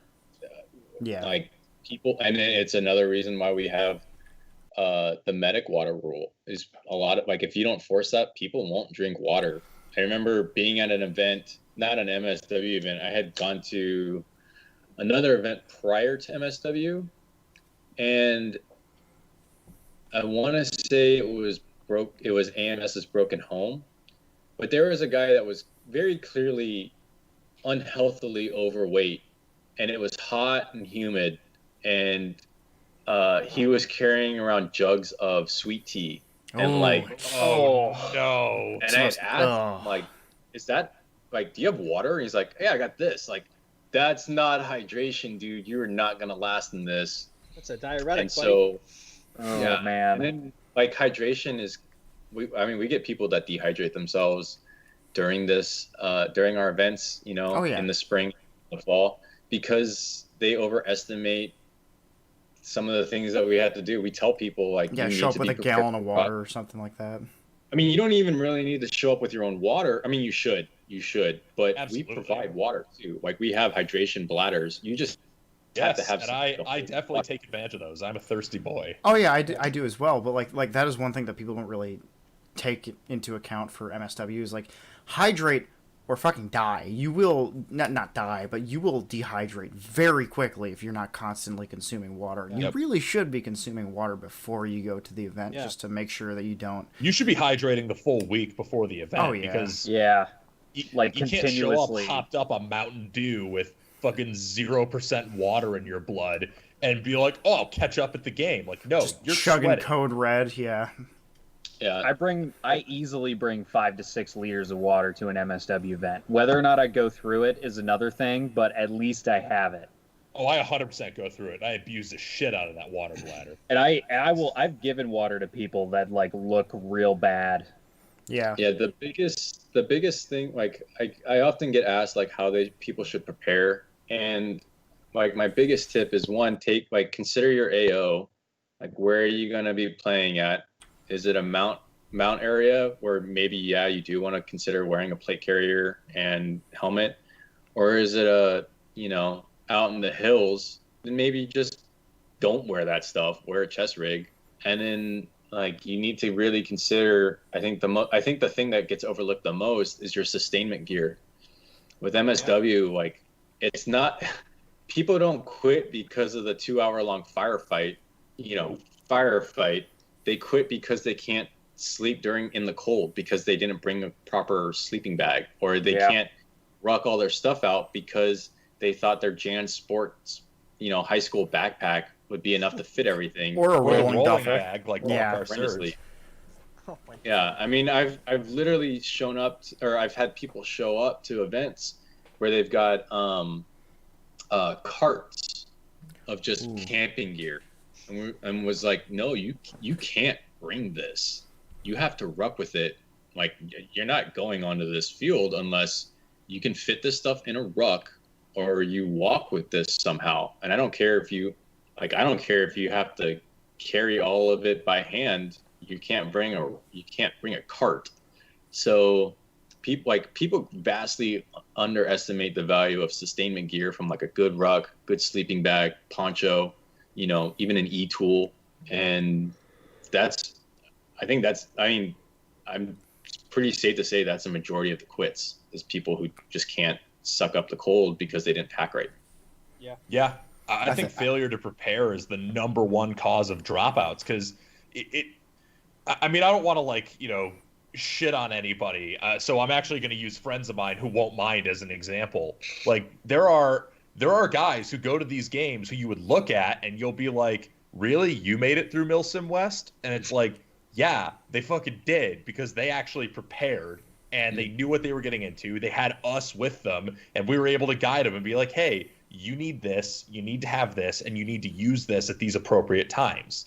Like, it's totally preparation. It's all mind game after that. And they had an absolute Chad of a human being fucking encouraging them. Yeah, shout out to Crumley. Yeah. Shout out to Crumley. But also, like, it's like, motivation also goes from, you see a dude struggling, so you grab his fucking ruck and bring it up a mountain. And then you see another guy struggling, and you grab his ruck too. And you get all sweaty, and it's cool, and it fucking feels great. And so, like, we didn't get to talk too much before, Chris, but, like, my background is the outdoors. Like, I have a degree in natural resources conservation and another degree in fish and wildlife technology, and I got those degrees because I wanted to camp. So like, I want to be good at hunting shit. Yeah, Milsim West is like backcountry hunting to me. It's like, it's just like preparing for an elk hunt. You have to hydrate, you have to pack right, you have to make sure you have extra room in your rucksack. You might be going with someone who isn't as experienced as you, so you have to accommodate for them. And you have to, if you really want to get the job done, you have to keep them in the game too. So motivation is important, so is preparedness, so is getting the right equipment, so is knowing what's comfortable. And sometimes that Alice rucksack might be the best fit for the job. But yeah, I love it. That's my favorite part. The overnight stuff is sometimes my favorite, also sometimes the biggest eye roll, because you'll just see what people think they're prepared for, and they're vastly not. I had kids show up to an event, and they had like this clear Walmart teepee, like, and that was their. I was like, that's Son, that ain't gonna work. Yeah, and they had like just like it literally looked like they got everything out of a Walmart catalog. They had like the clear poncho and all that. Oh my god! And they had it looked like they took the blanket from their living room couch and like that was their sleep system. I was like, man, you really think you're gonna sustain yourself? I don't know. I think yeah, I think I feel kind of you fuck up like that. Oh yeah, I think I feel kind of. I feel like make it tonight. I feel like I have like a little bit of additional like experience in this just because I've been on like FTXs and I've been fucking deployed before. But like as far as like preparation goes, like just keep in mind like the shittiest possible circumstance that you could be going through, and pack the stuff to accommodate that as a bare minimum. Like I mean, they put out a packing list for a reason. And then just go on literally eBay. Just read the fucking tax op. Read the tax op, and then take the packing list they give you, and then just type up every single like item that they give you, and just put that into eBay, and you'll probably find something that's useful for that. Like, hey, I need a sleep system. Okay, this fucking fart sack from the '70s will probably do. Like, honestly, you probably will. Versus your, 70-degree weather sleep system that you decided to buy when it's going to be -10 or something ridiculous. Yeah. Well, and the question I actually have based on because obviously you've been cadre for a shitload of games, Chris, and from a staff perspective, because this is one of the things I always find fascinating about comparing Milsim West and other event promoters, is that the cadre are the main staff of the game. So while you are responsible for the experience of players, you're also responsible for the safety. Like from a cadre perspective, how do you handle that type of thing when someone just shows up so woefully unprepared? Like what's your dilemma in your mind? Like you want to fucking lay into these guys, but they're a customer. Yeah. I usually try and do big boy rules. And I usually tell them flat to their face, like if you don't show up with like, all right, so one of the things that is a red line item is a sleeping system. Most people would bring a sleeping bag. Sometimes people just bring like a poncho and a poncho liner to do a ranger roll. And that's all they want to use. And I'm guilty of it too. I've done it where like my 40-hour sustainment gear, I fit into a Cry assault pack. So I carried nothing. And I told them like, all right, I'm going to let this go. But if you quit because of this, I'm going to shame you. You understand that, right? We're big boys here. We're both adults. Right. And that's usually like, they get it. They're like, yep, totally understand. I'm down. And that's cool. I think honestly, the biggest issue I have is, I want to say, honestly, it's the trash bags is my biggest issue when it comes to packing. Really? Because, yeah. No, that's understandable. I bring like 6 trash bags every time I go places. You do. Not everyone else People do not. Yeah. And so like I've got 2 little girls sometimes, I refuse to pick up after them. So why should I have to pick up after these fucking grown ass adults, right? So that's my biggest thing. Luckily, one of the things I do consider great about the Milsim West community is like when people have questions, right? And I'm pretty sure you've all seen it on the general interest group. Oh fuck! Don't even It's get me like, started. what's the first comment that everyone races to? Read the tax op. Read the tax op. So most people do come prepared. So it's usually like if there's ever an issue, it's usually like they didn't pack a trash bag, but they have a buddy or someone responsible like Garrett who's brought more than enough that they I was bringing on. And then if it's like a sleep issue thing, or like they didn't bring a jacket for wet weather, then I very much like, hey, big boy rules. If you quit because of this, like you fucked up, right? Like this wasn't on me. This wasn't the event. We let you know ahead of time. It's in the tax op that you said you read. Like this is all on you. You understand that, correct? And then they give me the head nod. And we go from there. And I mean, usually if people, my few experiences of people quitting, it's usually people that didn't want to stay for the entire event. They say they have work the following day that they needed to go to. Of course. Or their grandma died. I feel really bad for grandmothers because I guess MSW just kills them all. They've been dying at an astonishing rate. War crimes. Friday and Saturday nights is just the worst. During an MSW event, it's just the worst time to be a grandma because they all die, I guess. It's a bad weekend in Florida when MSW holds an event. Yeah. So I mean, quitting is definitely a thing, and we've gotten people that are just like they can't stick out like I said, it's usually the sustainment gear. And if it's someone from my platoon, I'll probably like make fun of you a little bit for not packing right. But hey, I appreciate you coming out and trying at the very least. And hopefully the next time you come out, you're a little more prepared. And hopefully you take things a little more seriously. And you'll kick ass the next time. And I legitimately, I hope I see people again. Oh, yeah. I really do enjoy when people come up to me and like, hey, I had you last event. And then I feel like a complete and utter asshole when I'm like, yeah, good to see you too. What random face number 362 or something like that, yeah. I think the most egregious quitter I've had, though, was these two kids at a Centerville event. And it was super dark. And one of the kids had come up to me and was like, hey, let's just call him Bill. And his buddy was named Ted, right? Bill comes up to me. He's like, hey, my buddy Ted is feeling really sick.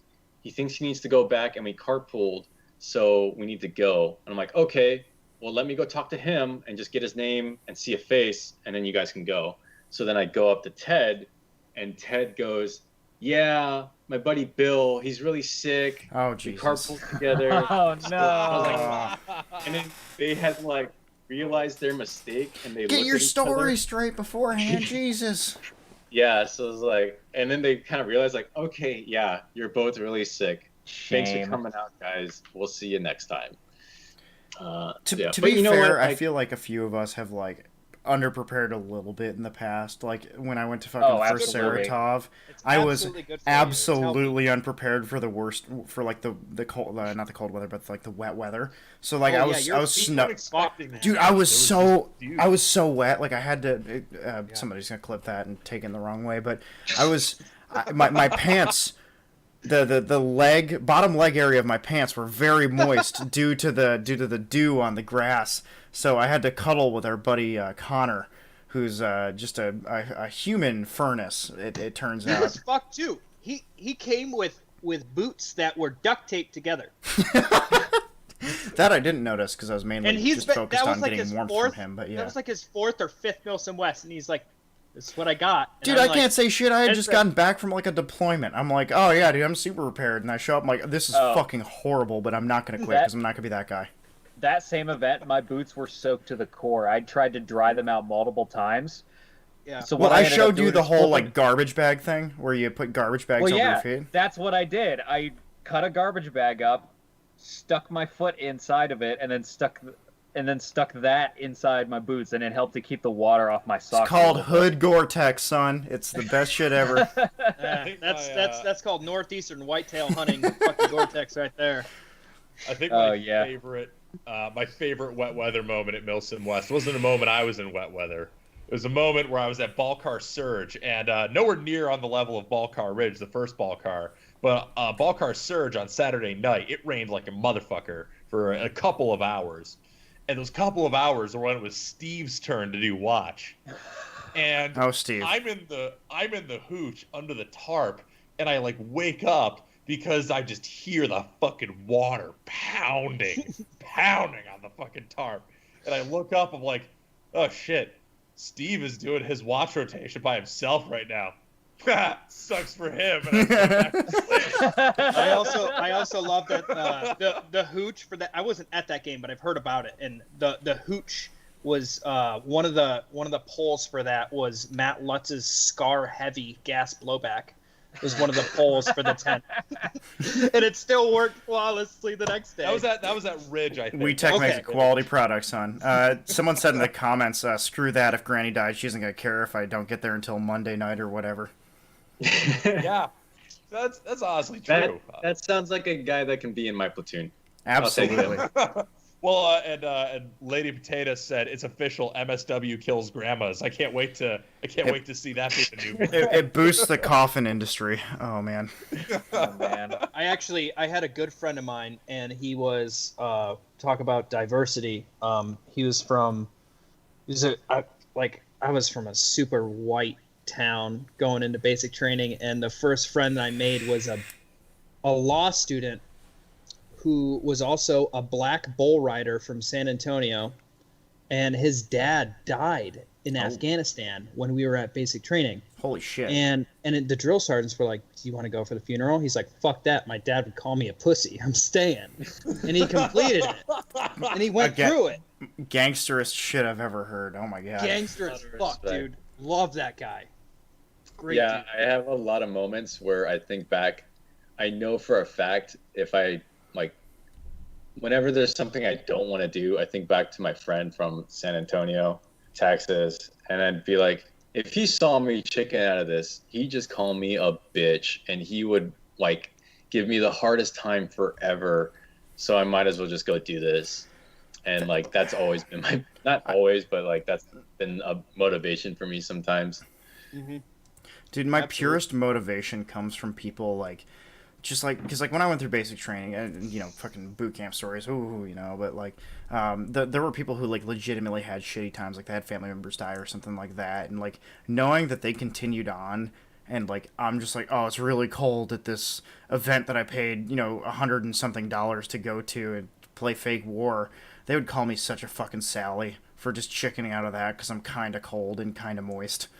Again, honestly, the only motivation I need is that I paid fucking $100 whatever dollars for my ticket. I'm gonna get my goddamn money's worth. I'm not driving 6 hours home to be like, yeah, I quit and got nowhere near my money's worth out of this game. Fuck that. No, fuck that. You complete a Milsom West, so you get the patch at the end.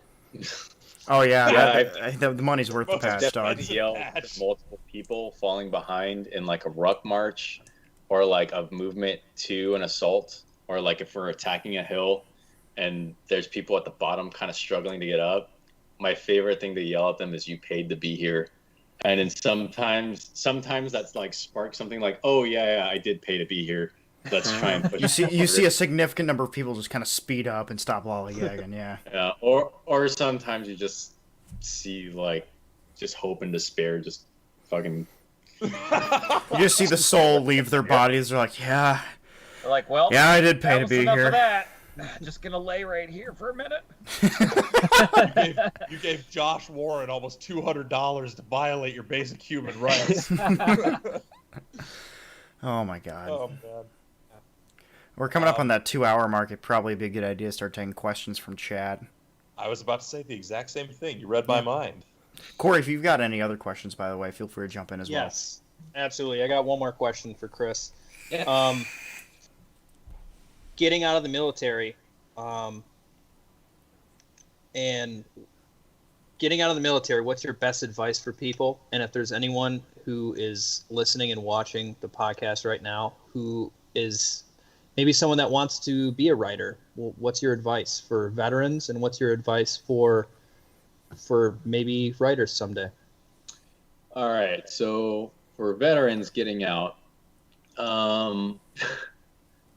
I think in the most logical things, I would say take full advantage of all your military benefits, from the VA to the GI Bill to home loans. Like that VA home loan is so fucking cash, dude. Yeah. Oh my god. And there's things like here in California, being a California state resident and being a veteran with a disability percentage.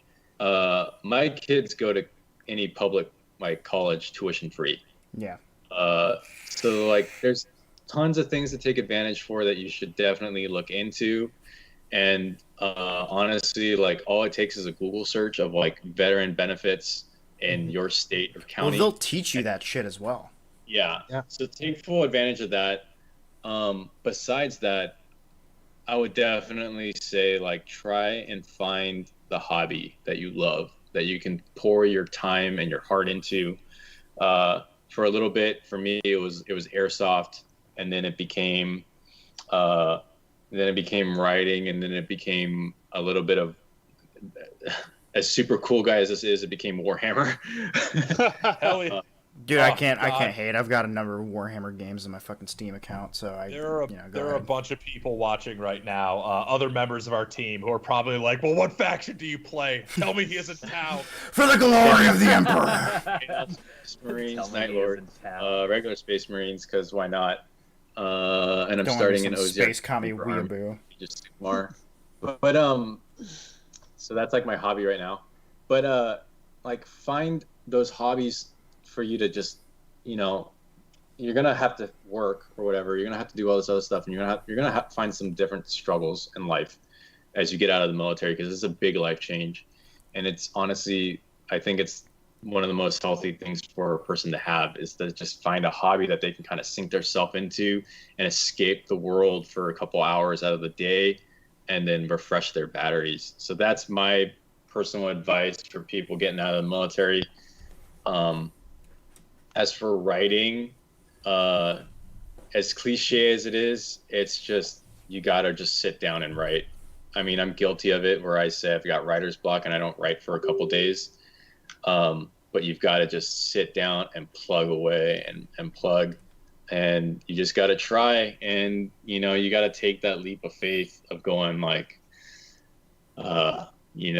if I punch out this book, is it going to be received well? Is it not going to be received well? You just got to try, and you've got to be very self-aware of like, what is your intention for writing? And then understand too that like once you start writing and you're trying to get published, it's not easy. And I say this as someone that's not even truly published, because I'm self-publishing through Amazon. Like, I don't have a literary agent. Those are things I'm still looking for. Like, this is an uphill battle, and you're talking to someone that hasn't even gotten anywhere close to the top. Yeah. Like, honestly, I'm probably on the downhill, about to hit the ravine before I go up. You know what I mean?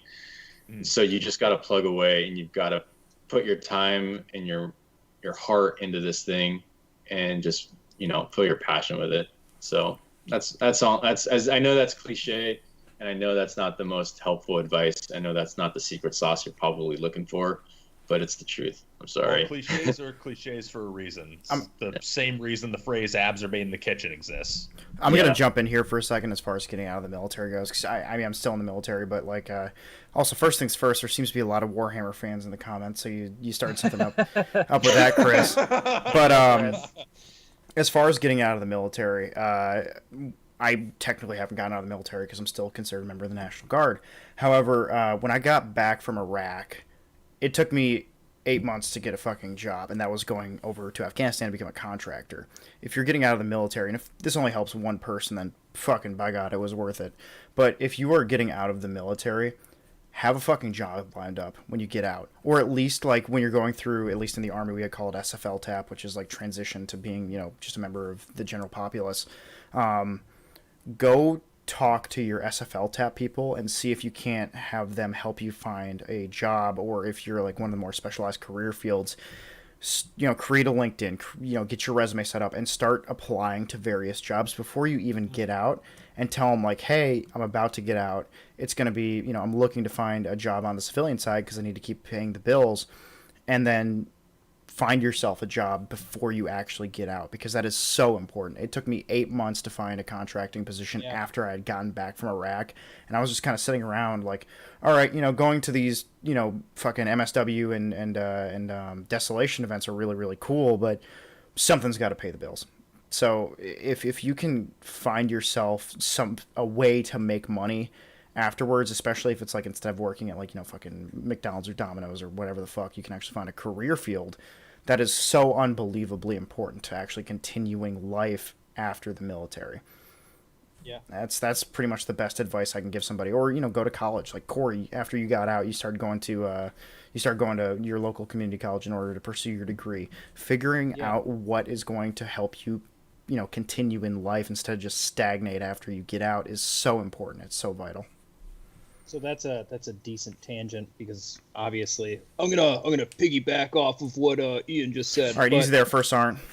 Yeah. So you absolutely should pursue your hobbies. And I was very lost and very depressed and drinking a lot of alcohol when I got out of the Army. But one of the things that I really enjoyed doing was spending time in the woods. Yeah. And spending time in nature and hunting. And I even told my platoon sergeant before I got out, he asked me what I was going to do, and I told him I was either going to clean pools or I was going to become a forester. I was going to get into forestry. You could have been the sexy pool boy, so I feel like you fucked up here. I was the sexy pool boy. So it took me like 6 months of sitting on my ass and playing Skyrim to realize that I needed to get money instead of just bitching about not getting enough disability money from the Army, which is pathetic. But I got a job, and it was at the dollar store, and my cousin who ran a pool business decided that he wanted to bring me on, and that was fantastic, working in services and working in a trade and learning how to use tools. And some of the skills I learned with tools, working on Bradleys and operating on Bradleys, really helped with that. And I saw my buddy flipping through pages of a fish workbook, and I decided that, I asked him, I said, what are you doing? He said, I'm studying for a test. I'm like, you're looking at pictures of fucking fish. I want to do that. So I decided to do that. And 2 associate's degrees later and a bachelor's, I'm getting paid to birdwatch now. Who gets paid for that? By the way, let's all congratulate Cory on graduating from college. That's fucking excellent, man. Yeah, man. Hey, I don't know. You worked real hard for that stuff, man. You did, man. Proud. I tried. I'm the most uneducated person here, so fucking hats off to you, man. Yeah, one of the smartest. But yeah, that's absolutely incorrect. But continue. Absolutely, follow your passion. If someone tells you that your passions are stupid and that'll never make you money, they are full of shit. They're full of absolutely. shit, because it absolutely can. But also you really be realistic and make sure yes, you be have a source realistic. of income lined up. Yeah. Oh yeah, for sure. Like I'm not gonna quit my job tomorrow and try to do YouTube full time. That would fucking well, Eric, all you have to do is start uploading cheater videos, and you'll skyrocket to 800,000 subs. God, if only it were that simple anymore. Yeah. But just we should probably transition to before we do that, I do want to say, like, if anyone's getting out of the military and wants help pursuing a career, especially if you're on the intel side of things, feel free to DM me on Instagram, Ian GunGamers, or wherever the fuck you can find me. I will gladly help you find your way when it comes to finding a contracting job or whatever the fuck. But viewer questions, let's get on to that. Yeah, let's just take a little bit of those before we call it a night here, because we are almost at exactly 2 hours. Yeah. A couple of people are talking about drawing hentai in the chat. That is, Dude, you would be surprised. You'd be blown away. I've got a buddy who has a Patreon where he draws furry porn for people, and he was bringing in almost as much as I was as a contractor. I'm like, God damn, dude. He's like, listen, dude, I hate my job, but it pays the bills. So the lesson here is to draw furry porn. Exactly. Makes good money. Follow your passions and your dreams. Including drawing furry porn.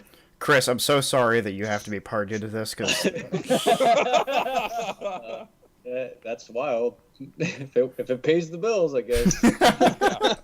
I know someone who is who similarly took commissions for art, and the best part is they were into like none of what they drew, but they were just like, these people are asking me to draw this ridiculous shit. Of course, I'm gonna take their money. Like, yeah, I'll draw a Sonic the Hedgehog vor X, fucking Eggman porn if they'll fucking give me money for it. Like, I don't care. You say that. Oh god, Chris is like, why did I ever agree to this? The internet will always surprise you. Rule 34 I'm exists for a reason. Anymore. I'm just disappointed. Disappointed in humanity as a whole. Yeah. I don't think we have too many questions in the chat. So I think we have ruined any opportunity for that, Eric. I think everyone is tuned out. Everyone's like, we are done here. A couple other things that I gotta say. First off, talked a lot about hunting in the outdoors. 585 Outdoors is my other. Yeah, I got to. 585 Outdoors is my other YouTube channel project that I'm working heavily with Ian Redbeard from the OG days of GunGamers. He's releasing episodes for our turkey season, and let me tell you, the editing is fantastic. And the storytelling is great. And he's way better at making videos than I am. Oh, I'll double down on that, dude. The production beautiful. value that goes into that is way better than fucking anything I put together. Better than anyone. He's just fantastic. So please give us a follow on Instagram or YouTube or whatnot. And if hunting is your thing, then we are your people. And another thing that I said I was going to talk about is one of our guests in the future that we have a lot of fans, and as long as you guys are okay with it, then go ahead, man. Yeah, kill it. I mean, spill it. Okay, so as you know, we are all big fans of the death metal band, the Acacia Strain, and I was talking to Tom Smith Jr., the rhythm guitarist for the Acacia Strain, and he's actually going to be our guest on July 9th. Yeah, so for that podcast, it's likely going to be myself, Cory, Eric, Les, Garrett, Joe? Joe would probably be better fit than me. Oh, yeah, and then we're going to enjoy the Acacia Strain, but he enjoys it more than I do. Yeah, and then we're gonna have Aaron from Void Eater, another metal he's drummer, right? Yeah, drummer from Void Eater. Yeah, he's also from Junkies if you like HPA builds, and obviously Tom Smith Jr. from the Acacia Strain. So that's super exciting. Garrett, I know you're gonna be on next week's podcast. Who do we have? Yep, next week's podcast we have Mark from Tactical Game Innovations. I believe he's the face that you see in all the videos. Yeah, Tagging for short. He's the face that you see in all the tagging videos, talking about their products and stuff like that. And actually, I'm probably going to butcher the name, so I totally apologize in advance. Ho Ching Ewing asked, anything airsoft you guys are looking forward to lately? I will say that Taggin is sending me a standalone stock for the ML36. So I'm going to provide a review to that, and then what it's like to be a Grenadier standalone, separate from a rifle. So we can get a 40-minute review on this one specific product in a very roundabout way. I'm hoping it's not going to be as long as I did for the ML36, but I have no such optimism. Neither do I. Anyway, Chris, feel free to plug everything that you've got going on right now. We're super interested in whatever you got. Oh, well, so basically... you can just find me on Instagram, chris.hollywood.bast. You can buy my books on Amazon, Audible, and iTunes. I've got audiobooks, paperbacks, and ebooks, and it's pretty much it. Yeah, thank you. So thanks for the opportunity, guys. I really appreciate it. It was Thank a good Glad time. to have you on. This was awesome. Yeah, this is a fucking great podcast. So, yeah, guys, go ahead. Real quick before we end, the podcast for next week is not going to be on Friday because Mark's calling in from Russia, so we had to adjust the time a little bit. It's going to be June 20th at noon Eastern time. Yeah. So I'm gonna have to. Oh God, this is so much work that I have to put in. Anyway, GunGamers podcast episode 20 with Chris Bast. It's been real, dude. Awesome podcast. Yeah. Thanks so much for it's coming really on. fun. Thanks. Really appreciate it. Yeah, of course, man. It's been great. Anyway, take it easy, y'all. You have a good one.